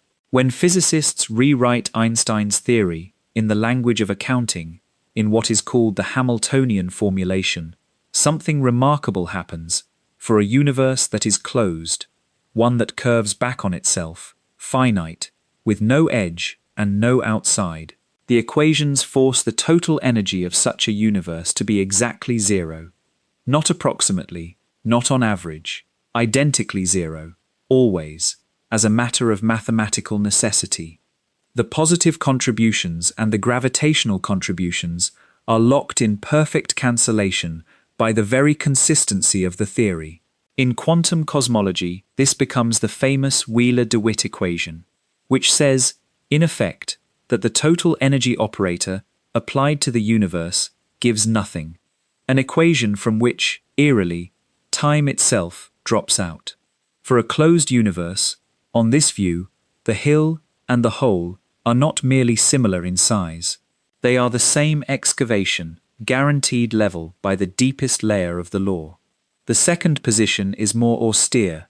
It comes from the relativists who wrote the standard textbooks, and it says the question itself is defective. To speak of the total energy of the universe, you need a way to add up energy everywhere at once, and in general relativity that requires special conditions, roughly, a space-time that settles down to flatness far away, so there is a stable external vantage from which to weigh the contents. Our universe, stretching and accelerating, provides no such vantage. There is no outside scale, no distant flat lobby where an auditor could stand. On this view, the total energy of the universe is not zero and not some other number. It is undefined, a phrase without a referent, like asking what is north of the North Pole, a comparison this channel has reached for before, and few questions deserve it more. The books at headquarters are not unbalanced. There are no books at headquarters, and there is no headquarters. And the third position is the one we have already earned tonight, Noether's position, which says that whatever total you attempt to define, nothing protects it, because the expanding universe lacks the time symmetry that conservation requires. So the demand that some fixed total be sourced and safeguarded was never a demand the cosmos had to answer. Look at the three positions side by side: zero, undefined, unprotected. They differ in flavor, and physicists argue the fine points with real passion. 2. But stand back, the way we stood back from the mountain and the hole, and notice what all three agree on, because it is the thing our entire audit has been driving toward. On no account, in no version, does the universe owe anyone an explanation for where its energy came from. There is no missing deposit. Either the total is zero and nothing net was ever needed, or the total is undefined and the question dissolves, or the total is unprotected and no law was ever there to be broken. The paper trail we have followed all night, from your hands to the sun, to the first 3 minutes, to the vault of inflation, was real at every link, every transaction genuine, every receipt in order. But the top of the trail, the place where intuition insisted there must be an opening deposit from outside, a first payment into the system, that place simply is not there. It was never there. The trail does not end at a source. The trail ends at a shape, a hill and a hole, cut from level ground. We are nearly ready. The question of the night is standing in the doorway now, and I have not forgotten that I promised you a plain answer to it, in plain words, before we part. But there is one thing left to do first, and it is not a detour, it is the last turn of the key. We have spent the whole night trusting the word energy, spending it, tracing it, weighing it, and we have never once stopped to ask what it actually is, and whether the thing we have been chasing was ever a thing at all. Feynman, you will remember, left us a warning about that in the very first chapter. It is time to take the warning seriously, because when you finally see what energy actually is, the answer to where the universe gets it will already be in your hands. Part 12. What energy actually is. Nobody has ever seen energy. Think about that for a moment. Really think about it. Because it sounds false, and it is not. You have seen light, but light is a thing that carries energy, not energy itself. You have felt heat, but heat is the jostling of molecules, motion wearing a blindfold. You have watched water drive a wheel and gasoline drive a piston. But in every case, what you observed was matter doing things, and energy was the number physicists assigned to the doing. Search every laboratory on Earth, and you will not find a bottle of pure energy on any shelf, not a drop, not a gram, because energy is not a substance, and never was. Feynman said it plainly in the lecture we opened with. We have no knowledge of what energy is. What we have, he explained, is a quantity, a number we can compute for any system by fixed rules, and the miracle is only this, that when we compute it before and after, under the right conditions, the number has not changed. Energy is not the gold in the vault. Energy is the accountant's total at the bottom of the page.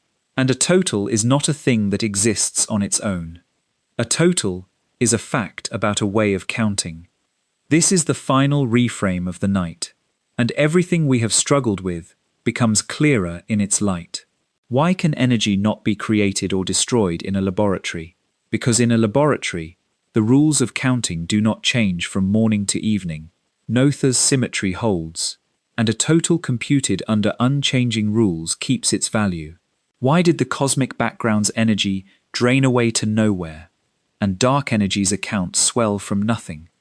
Because on the cosmic scale, the rules of counting are themselves being stretched, and a total computed under shifting rules is under no obligation to hold still. Why can the universe's grand total be zero or undefined, depending on whom you ask? Because zero and undefined are exactly the kinds of answers you get when you push a method of counting past the domain where counting was possible. The mystery we set out to solve was, where does the universe get its energy from? Look closely at the question now, and you can see the assumption buried in its grammar, the little word get, which pictures energy as a substance that must be fetched from a warehouse somewhere outside. There is no substance. There is no warehouse. There is no outside. The question was built from the intuitions of creatures who live in a quiet corner where the counting rules never change, and it dissolves, not because it was foolish, but because it was local. It was a hometown question asked about the whole world. And yet, before we take the last step, honesty requires me to show you two places where this serene picture still itches, because the file on cosmic energy is not closed, and this channel does not pretend otherwise. The first itch is called the cosmological constant problem, and it may be the most embarrassing number in physics. When theorists use quantum field theory, the most precisely tested framework we possess, to predict how much energy the vacuum of space should hold, the answer comes out too large compared with what astronomers actually measure, too large by a factor of 10 to the power of 120, a mismatch so absurd it has been called the worst theoretical prediction in the history of science.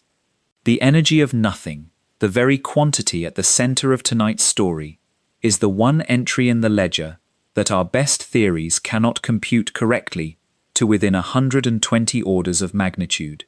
Whatever is going on there, something fundamental about energy and the vacuum remains simply not understood. The second itch is history's warning from the neutrino, the reminder that a ledger that refuses to close has twice been the outline of an undiscovered thing. Perhaps dark energy, the unsourced 68%, is a placeholder for physics that will make some future centuries' textbooks look back on ours with affection. Both itches are real. Neither, you will notice, rescues the warehouse. Whatever surprises are coming, they will arrive as deeper counting rules, not as a supplier finally located outside the universe. There is one more idea that belongs to you before the finale, and it answers a question you may have been quietly carrying for the last hour. If the universe's net energy is nothing, and energy is just a total anyway, why does the world feel so rich? Why is there so obviously fuel, and fire, and food, and morning light, if the bottom line reads zero? The answer is that the universe's true wealth was never energy at all. In a closed system, the energy total never changes, by definition, and yet stars burn out, and engines run down, and drinks grow cold, because what is actually being spent is something subtler, the orderliness of energy, its concentration, its usefulness, what physicists call low entropy. A charged battery and a dead one hold nearly the same energy. The difference is arrangement. And the universe began with the most extraordinary arrangement imaginable. All that matter, spread almost perfectly smoothly through space, was, for gravity, a wound spring of almost infinite tension, since for gravity, remember, smoothness is the top of the staircase, and clumping is the fall. The mathematician Roger Penrose estimated the sheer unlikelihood of so smooth a start, and his number has appeared on this channel before. 1 part in 10 to the power of 10 to the power of 123, a number so large that writing one digit on every particle in the observable universe would not begin to express it. That smoothness is the inheritance. Every star that ignites is the spring unwinding a little. Every photon of sunlight is concentration being spent into diffusion. Consider what Earth actually does with its famous delivery of 174 million gigawatts. Our planet does not keep the energy. It cannot, or it would heat without limit, and the oceans would have boiled long ago. Averaged over the year, Earth radiates back into space almost exactly as much energy as it receives. The quantity in equals the quantity out, to within a whisker. What changes is the quality. Sunlight arrives as a relatively small number of high-grade, short-wavelength photons, and Earth returns the same energy as a much larger number of low-grade infrared photons, tired light, spread thin. The difference in grade, not in amount, is what powers the storms and the currents and the forests, and you. Life on this planet runs entirely on the downgrade, on the toll collected as concentrated energy is allowed to relax into diffuse energy, and that is what your body is doing with its 100 watts at this very moment, collecting a toll on sunlight's long relaxation into the dark. You do not consume energy when you drink your tea. The energy passes through you and radiates on, diminished in quality, not in quantity. What you consume, what every living thing consumes, is order, the one commodity the universe was born holding in almost unimaginable abundance, and the one it can never restock. So the accounts are finally in order, and they read like nothing our intuition could have drafted. The quantity we chased all night is a total, not a substance. The total is unprotected on cosmic scales, and may be zero, and may be undefined, and behind it, in the shadows where we thought a power source must hum, sits nothing but an initial arrangement of impossible elegance, a spring wound at the beginning of time, which leaves only the promise I made you in the first chapter. It is time to keep it. You have earned the answer, and everything needed to hear it properly is now in the room. So take a breath, feel the warmth of whatever is warm within reach, and let us say it, at last, out loud. Part 13. Where the universe gets its energy from. The universe does not get its energy from anywhere. That is the answer. Say it slowly, because every word is doing work. Not from a source outside, because there is no outside to draw from. Not from a reserve that predates it, because the accounts that seem to need funding were never protected by any law once the stage itself began to stretch. Not from a creator account whose balance ran down as ours filled, because when the books are drawn honestly, hill against hole, credit against debt, the universe's own bottom line appears to be zero or beyond definition, and in either case owes nothing to any lender. The question we began with, asked in the grammar of warehouses and fetching, has no answer because it needs none. The universe was never given energy. The universe is what it looks like when nothing is arranged into a something and a matching debt, when level ground is sculpted into a mountain and a hollow whose sum is still level ground.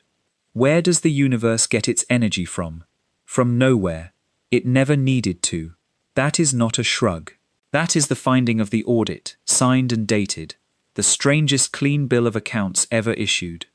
And now let us walk the trail one last time, forward this time, with the answer in hand, and watch every link light up in order, because you should hear the whole story as it actually happened, just once, from the top. In the beginning, or as near to it as physics can currently speak, there is a stretching so fierce that a space smaller than an atom becomes a cosmos, and through it all the great mirrored accounts inflate together, wealth and debt in lockstep, the ultimate free lunch being laid, course by course, at no net cost. The vault opens. Reheating floods every corner of space with fire, and for 1 second the universe wages the quietest and most total war there will ever be. Matter and antimatter erasing each other pair by pair, and out of every billion joules, one survivor steps back from the light, unpartnered, permanent. The survivors are sorted in a 3-minute forge, 3/4 hydrogen, 1/4 helium, and then the universe goes dark, and waits. Gravity, the weakest force, patient beyond all patience, gathers the smooth inheritance into clouds, and the clouds fall, cashing out the stored wealth of their own spread, and somewhere a core crosses 10 million degrees, and the first star ignites, and then billions more, and one of them, 4.5 billion years ago, in an unremarkable arm of an unremarkable galaxy, settles down to convert 4 million tons of itself into light every second. A photon staggers out of that star's core after 100,000 years of shuffling, crosses 93 million miles in 8 minutes, and is caught by a leaf, which folds its energy into a sugar. The sugar becomes bread, or fruit, or pasture, and then it becomes you, a furnace running at 100 watts. And tonight, some of those watts crossed the small distance from your skin into a cup of something warm, or from the cup into your hands, and were felt. That is the receipt trail of this exact moment, unbroken from the first sliver of time to the warmth in your palms, and its opening balance was nothing at all. I told you at the start that the answer would change how the warmth feels, and here is what I meant. The heat of your own body, the 100 watts you are radiating gently into the bed and the room right now, is not fuel you own. It is the current position of the oldest transaction there is, energy that was called into the positive column before the first second was over, against a debt gravity is still carrying, and it has been in continuous circulation ever since, star to leaf to bread to blood, never created, never destroyed, only endlessly reassigned, and just now, for a few decades, it is being you. You are not spending the universe's energy. You are the universe's energy, briefly gathered on the sunlit side of the ledger, warm on the slopes of the mountain that came out of the hole. And the strangest part, the part I would have you carry into sleep, is that the mountain and the hole together still sum to level ground. Everything you have ever touched, everyone you have ever warmed or been warmed by, sits on the credit side of an account whose total may be exactly nothing, and it is real anyway. It happened anyway. It is happening now. Poverty and plenty turn out, at the deepest level, to be the same fact seen from different sides, and the fact is generous beyond all reason. Perhaps it also changes, just slightly, how the old law lands the next time you meet it. Energy cannot be created or destroyed. School books state it like a limit, almost like a wall, and for 200 years we have read it as the universe telling us what we may not have. But walk the whole trail, as you have tonight, and the same sentence starts to sound different. The law was never about scarcity. In every place where it holds, it is a promise of continuity, a guarantee that nothing genuine is ever simply lost, only handed on. And in the one place where it does not hold, at the scale of the whole, its absence is not a loophole for chaos, but the very thing that allowed a universe to exist without a benefactor. The rule protects every gift in transit, and the exception explains why there could be gifts at all. Between the two of them, the rule and its exception, the entire inventory of existence is accounted for, which is more than can be said for most laws, and more than anyone in Joule's century would have dared to hope. There are, of course, threads the universe has declined, so far, to tie off for us. Dark energy goes on minting its quiet jewels in every new cubic meter of space. 68% of everything and rising. And nobody alive knows whether that account is the final shape of physical law or the silhouette of a discovery waiting for its Pauli, its desperate remedy, its patient trap beside some future reactor. The vacuum's energy still embarrasses our best theories by 120 orders of magnitude. The 1 in a billion survival that made matter possible still has no confirmed explanation. These are not flaws in the story. They are the parts of the story still being written, and some of them may be written in your lifetime, and when they are, the ledger, as always, will have pointed the way. The books that refuse to balance have always been physics' finest maps. But those are questions for other nights. Tonight, the audit is closed. Somewhere near you, something warm is cooling. Your drink, your hands, the body of someone sleeping beside you, and every degree of that warmth is 13.8 billion years old, and was never, at any point, paid for. The universe has been running on those terms since before the first second, lavish and debt-free, the fire and the hollow it was dug from, the whole estate resting, level and quiet, on a balance of nothing. So if the question ever finds you again, on some other sleepless night, where does the universe get its energy from? You will know what to answer, and you will know why the answer is not an emptiness, but a kind of peace. It gets it from nowhere. It always has. And nowhere, it turns out, was enough to build everything. Sleep well.